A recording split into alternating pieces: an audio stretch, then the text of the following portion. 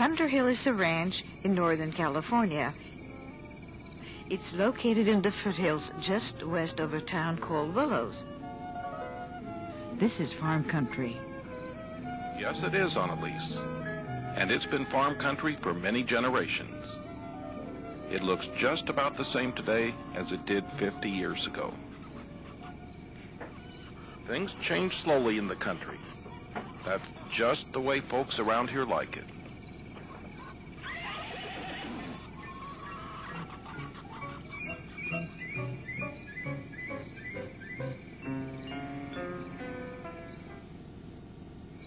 You know, Annalise, a kid growing up around here in the 1950s had a pretty good life.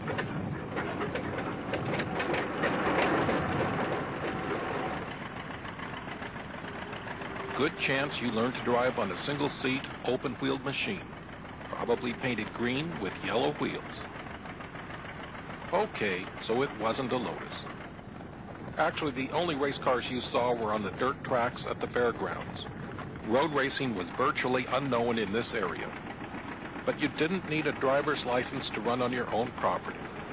When your dad said you were old enough, that was it.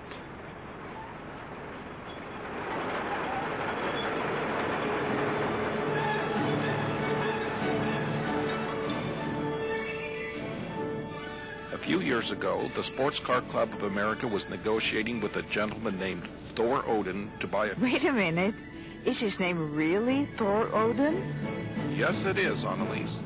And you know your Norse mythology. Mr. Thor Odin's property is the Thunderhill Ranch. In springtime, the wildflowers are so beautiful. It reminds me of Norway, where I grew up. No, it's not Norway. You're in Thunderhill Park. This property used to be part of the Thunderhill Ranch. A few years ago it was sold, and now it's one of the most interesting racetracks in the country.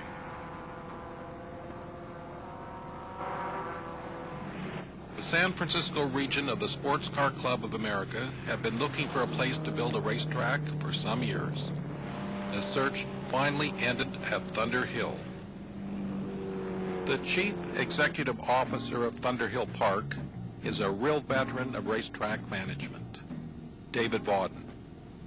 There was a ranch, which was the Thunderhill Ranch, and that was the name of the ranch. The owner is a guy named Thor Odin. So we actually approached him and offered to buy a portion of his ranch, and that turned out to be a win-win scenario. He was happy we called, and we were happy, and so we bought 550 acres of his ranch. The deal was done. There's going to be a new racetrack at Thunderhill. The good news spread fast. All the clubs in Northern California saw the value of this racetrack and saw their future tied to this racetrack, and they stepped up in a big way. In most cases, Shelby Club, particularly Shelby Club, because of the money. CSRG did as well, and you know, and many of these people are in many different clubs, so in many cases it was the same people in different organizations. And I think that when we look at this track and we say it's San Francisco region built it, really all the clubs built it. And that's one of the nice things about it. That makes it unique. The story of Thunderhill began after World War II. European sports cars had arrived. Many did double duty as a road car during the week and a race car on the weekend.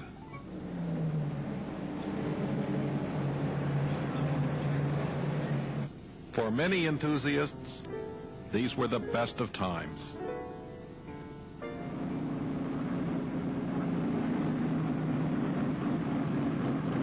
Hay bales meant road racing. The sport was growing fast.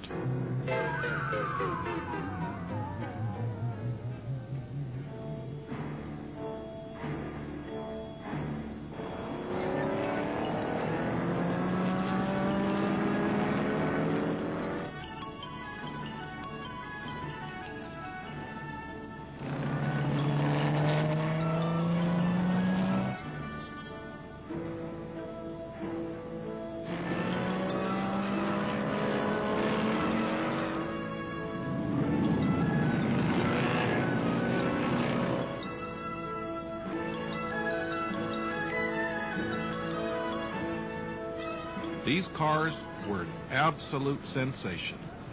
They were called sports cars, usually open two-seaters with fenders and headlights. They were often licensed for road use.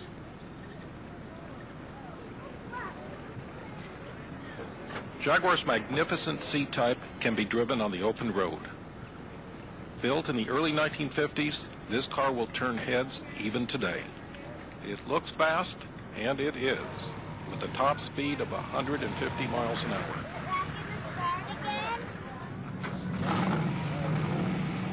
Aston Martin race car.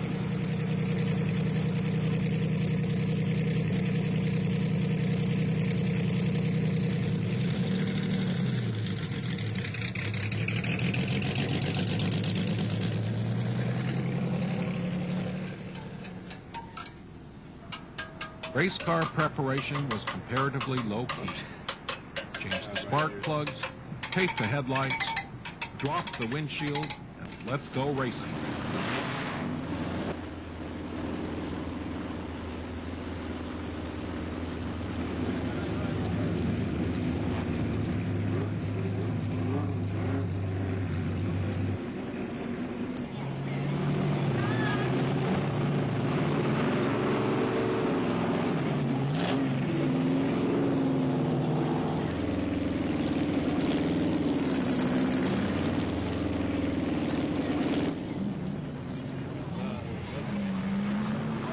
Racetracks were quickly constructed or dismantled.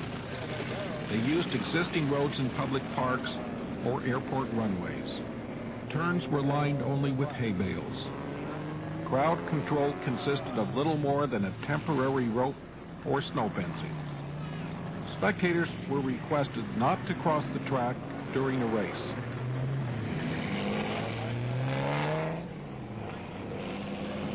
Road racing was terrific from the spectator point of view. Pick a spot at the side of the road and watch the cars from close up.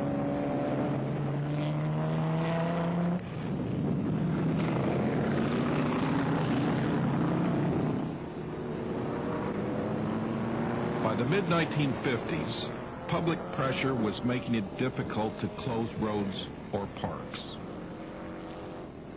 Airport courses were a suitable alternative. Existing access roads and taxiways provided a variety of turns.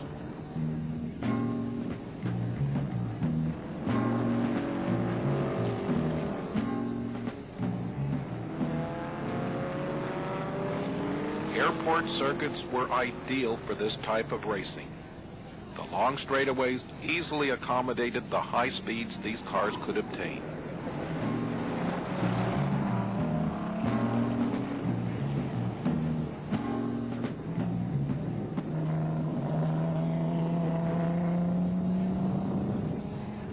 Fast, flat, and relatively safe, airport circuits often offer the spectator another feature. From time to time, the cars would be flagged off the track. For the price of your admission, you got not only the road race, but you got an air show. Individual races were planned around aircraft schedules. By moving a few pylons, the temporary race course could be converted back to aircraft runways and taxi strips.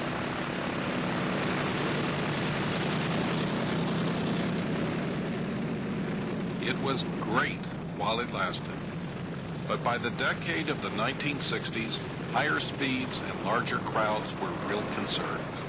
Liability insurance coverage and increasing population density were making many circuits obsolete.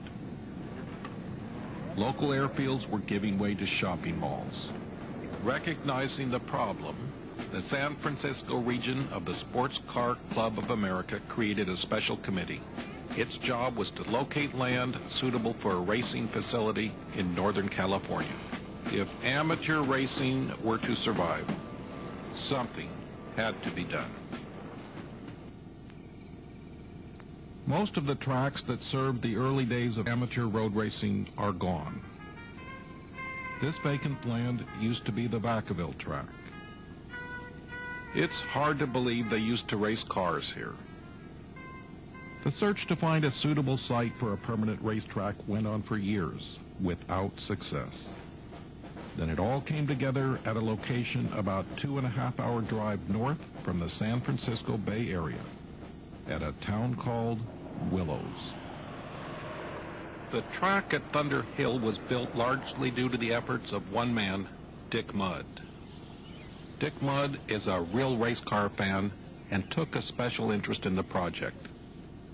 He was also a member of the Glenn County Board of Supervisors. I don't think it's any secret that I've been a race fan for near forever. You know, it's obvious I didn't do this by myself. That's not possible. And nor would I imply that whatsoever. We had a planning director, Mr. John Benoit, as a matter of fact, that is a race fan also. He was, you know, totally in favor of this, and had other people in the community at the particular time that we were putting this into effect or to go forward with it. The Board of Supervisors itself, the 5 of us that sit on the board, we're all in agreement that should take place. Dick Mudd was the right man at the right time. Since they had so far been unsuccessful in closing a deal, the racetrack search group decided to change tactics prior to meeting with the Glenn County Board of Supervisors. David Vauden recalls the strategy. Before we would go look for land. In fact, one of the things that the club did as a volunteer organization the most was they all went out looking for land. And that wasn't a problem. But we didn't do that in Glenn County. We went to Glenn County, sat down with this supervisor who I didn't know, Dick Mudd, and said to him, okay, you know, instead of us finding a piece of land and marching into your planning department and saying we want to build a racetrack on this land, why don't you tell us where in this county you think a racetrack would fit within the general plan or within the concept of what this county is now and wants to become? And I'll be doggone, I think he was waiting for the question. I think the club was looking for an area that had different elevation changes and hills, as I'll put it, involved, and so that was kind of the focus, if I might say, and of course the property just happened to come up for sale at pretty much the right time, and I was aware of that and able to, you know, aim them in that direction. Thunderhill Park became a reality in 1993. The efforts of Supervisor Dick Mudd and County Planning Director John Benoit smoothed the bureaucratic process. The hard work of so many had paid off at last.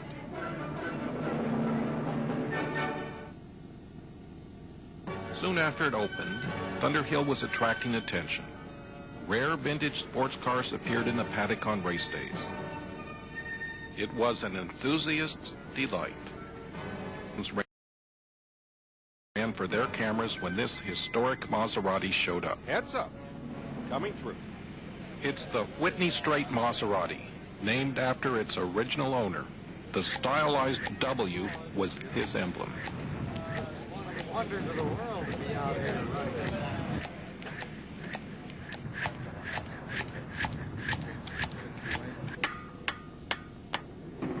All right, perfect. Give it a shot of Ethan.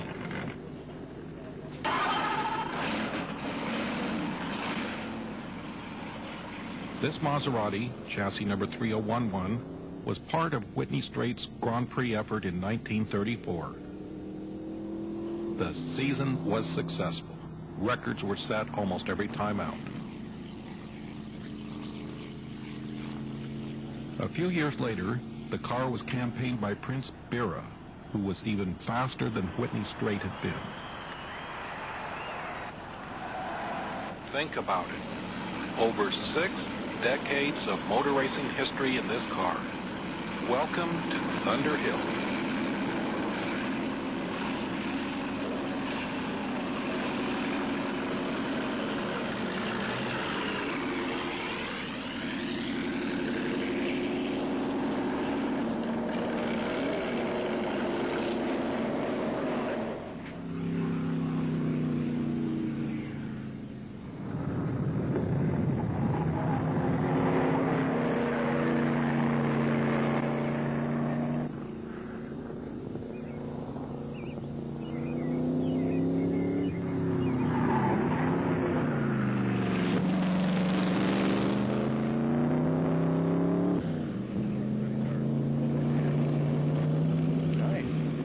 old Maserati.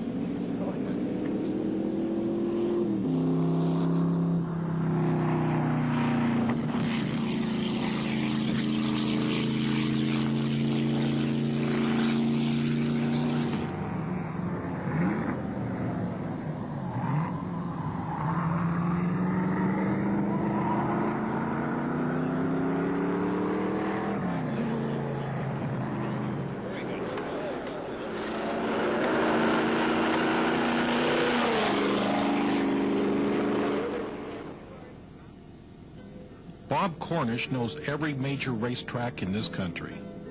The former Formula V ace chose to locate his advanced driving school here at Thunderhill. Why?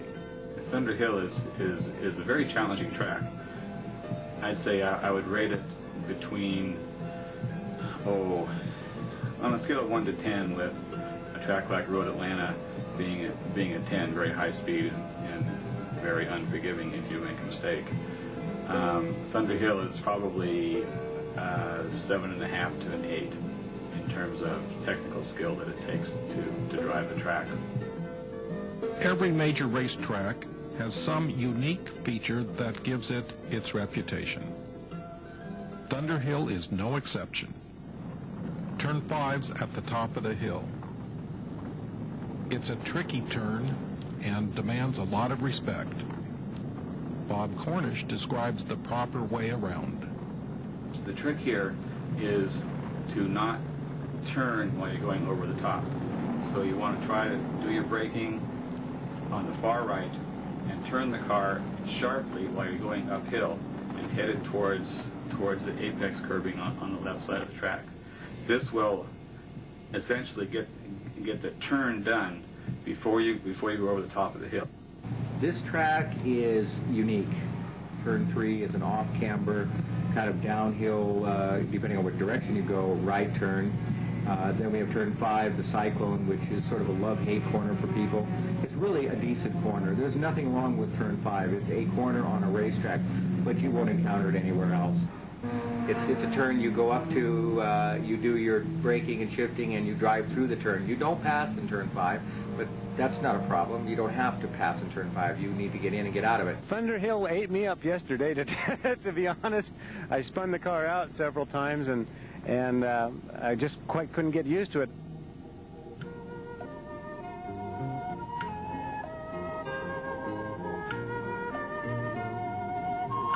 My pressure might be up a little too high. Oh, we'll turn that down, Richard. Good, you're on. Okay? Yeah.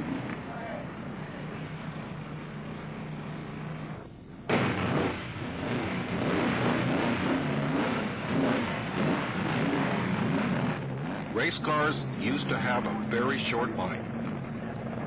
When they were no longer competitive, they were scrapped. In recent years, vintage automobile racing has become popular. Painstaking, authentic restoration has brought many cars back to life which would otherwise have disappeared. With their competitive careers behind them, these cars are now run simply for the fun of it.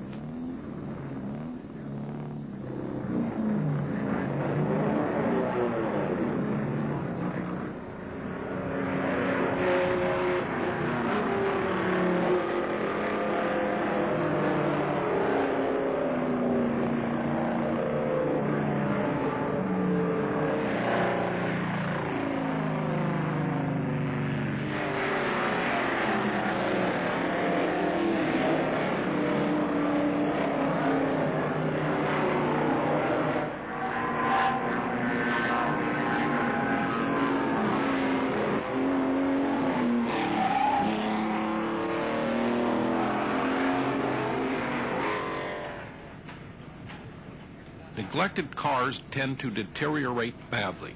Steve Darrell knew he had a major project here. It was white with polka dots at the time and in bad shape and in need of repair. And we probably have 150 hours between fixing all the cracks that were here originally, because this fiberglass, I guess, is 20 years old or so. And it looked like a road map when we got it. Restoration is always a painstaking and difficult operation. Usually, every effort is made to return the car to its original condition. Mechanically, this car is flawless. Steve's wife, Sandra, had her own ideas about the color, however. It all started out with the driving suit. Steve and I saw the suit, and I had to have the suit, so the car came next, and then the car had to match the suit. So that's where we got the flames and the color scheme. It was to match the suit. So anyway, the whole story is we bought the suit first, and then we bought the trailer, and then we bought the car, and kind of put it all together and made it all match. And here we are. This is my second race of '97.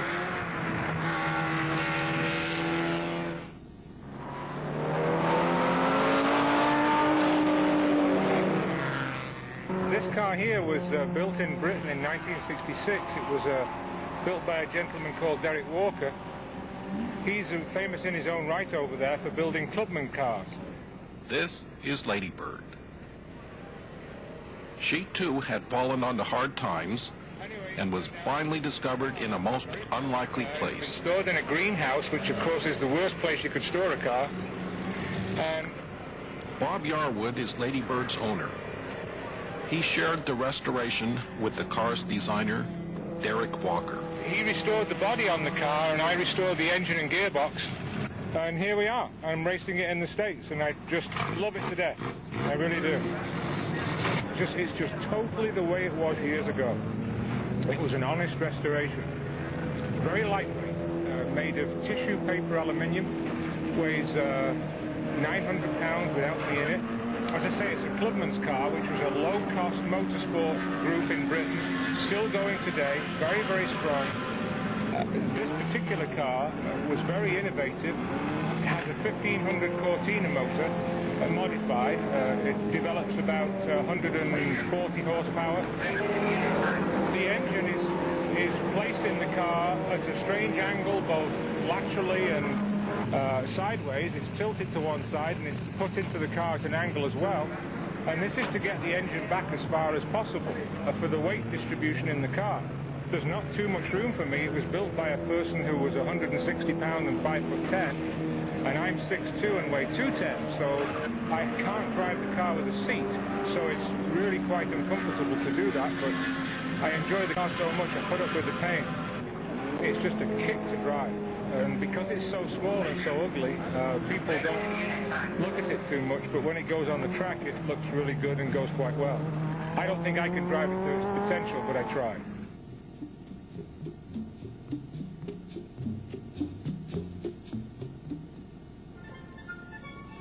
Classic Sports Racing Group.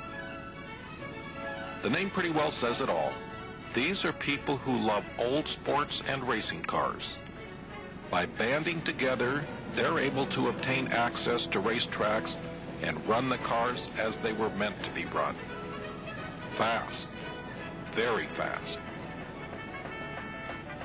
In CSRG events, cars are grouped according to performance potential.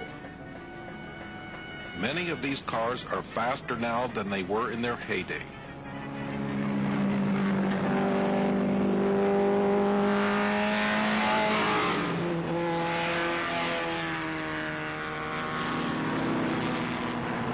Cars running in CSRG events are absolutely authentic. Higher speeds are not due to modifications, but largely attributable to improvements in tire compounds and mechanical components.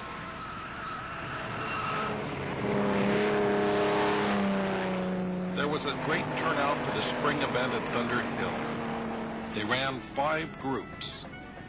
Don't worry about finding a winner. CSRG events are not scored. Enjoy the cars. That's what it's about.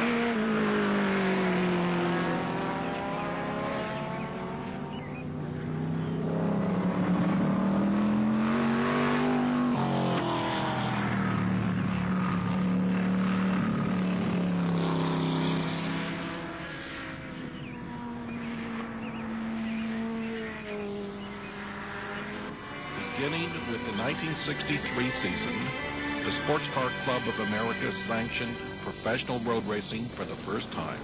The new series was known as the United States Road Racing Championship. Cars competed in both sports racing and GT categories. A sports racer of this era is not for the faint-hearted. It was dramatically faster than anything that preceded it.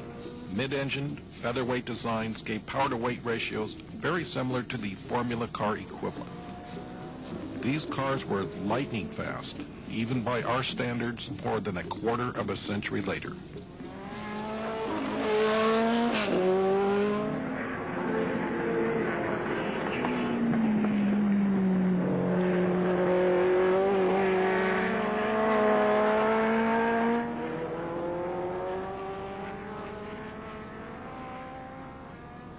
Sports racing cars shared the grid with GT cars, big-name drivers in the best equipment money could buy. Race fans never had it so good. That was then, and this is Thunderhill, the Seniors Tour.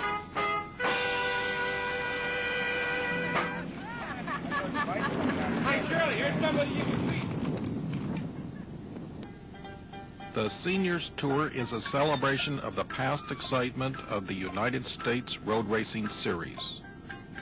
Today, this event shares the program at Thunderhill with the CSRG.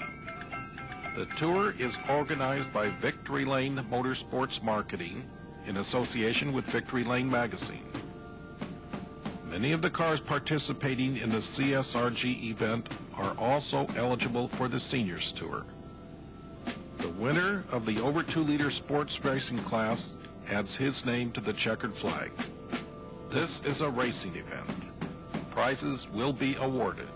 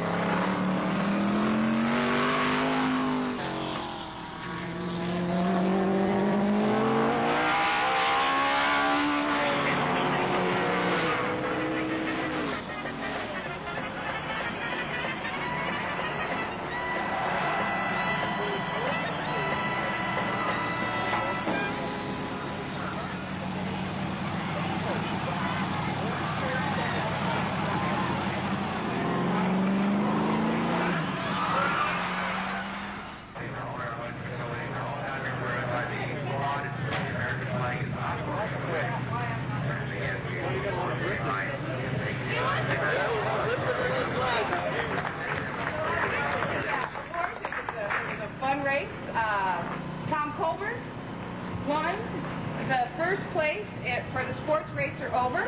Congratulations. It's so nice to see him back out here. Thunderhill also hosted the Pinewood Derby that weekend. The Willows area scouts take their racing seriously. You know what it takes to be a good sport? Yeah. What is it? No crying. Okay? Be not only a good winner, but also a good loser, okay?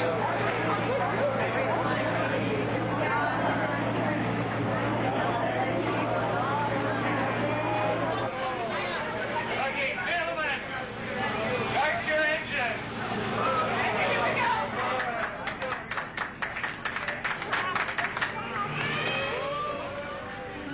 At least one of the drivers here this weekend wears a Pinewood Derby patch on his driving suit. The driving suit belongs to Jerry Burr. Jerry drives in a different class these days. No, it's not a Lotus 7. This is a Westfield. You might want to ask Bob Yarwood about the similarity. It's an interesting story. Bob imports the basic car from England and completes the job at his shop in Oregon. Each car is hand-built and can be customized to the individual order. They're a low volume. The company in Britain, Westfield, make about between 500 and 600 cars a year. It's like having the Pass today. You can have the Pass by having one of these cars right now, brand new. And it's like a big retro deal which is going on at the moment. People like to have old things. And so that's where we are with these cars. It's just fitting in a niche very nicely. And of course, working with the Vintage Racing and working with Victory Lane magazine, we believe we're targeting the right market. The Westfield was derived from the Lotus 7. The separation took place years ago, and it's now a bona fide sports car in its own right. No, it's not a Lotus, it's a Westfield. Here's the big question. How do the people of Willows feel about a racetrack in their own backyard? That's a good question, Annalise. Noise has been a real problem for many tracks. Thunderhill's located about 6.5 miles out of town, though. The nearest neighbors don't seem like the type to cause problems. In fact, they're usually right here for each event. Supervisor Dick Mudd lives near here. What did he think? Most of the people in the area are all farm people, and as I am. You know, we spent our life working and didn't have time to chase all over the world to watch all these things. You could watch it on TV if you were so interested, but there's a lot of the folks in the area that had even been exposed to racing. In addition to the noise problem, racetracks attract crowds. What sort of people would be drawn to Willows by Thunderhill? The Sports Car Club of America was under scrutiny. David Vauden was ready for this attention. Dick Mudd came to our races. He visited with us at the pits. He went up to people. We had people set up to talk to Dick Mudd, and he's no dummy. He went to people that we didn't have set up to talk to him. But you know what? The people that represent road racing in all facets, in my opinion, are quality people. So it didn't matter. We didn't have to pick people. He picked his own, and when he was done checking us out, we passed. Not only did we passed with flying colors. That's true. Visited their races, looked at their operation, seeing what kind of people they were, how they conducted themselves, seeing that they weren't a bunch of misfits. Every other thing that could happen, that wasn't true. So I didn't have a hard time selling that picture. Well, you'll see a race later on today. Sports cars were dual-purpose vehicles. Many of these machines were fully licensed road vehicles which could be driven to race events on weekends. Tape the headlights and add numbers. It became a race car. Club racing had arrived at Thunderhill. Bottom line is that when all of this was done, the county decision makers, the planning processors, everyone was behind the project. And that made it go fast. And that, more than anything else, is why we ended up in Glenn County, because the county facilitated our development and others made it very much impossible for us to do it. So we found a home. It's been a long road to Thunderhill. The hay bale line race courses are gone. Many of the cars that raced on them now run in historic events with groups like the CSRG. Thunderhill meant some real changes for people in the Willows area. If they had it to do over again, would they support the track? Dick Mudd had the answer. When's the next race going to be?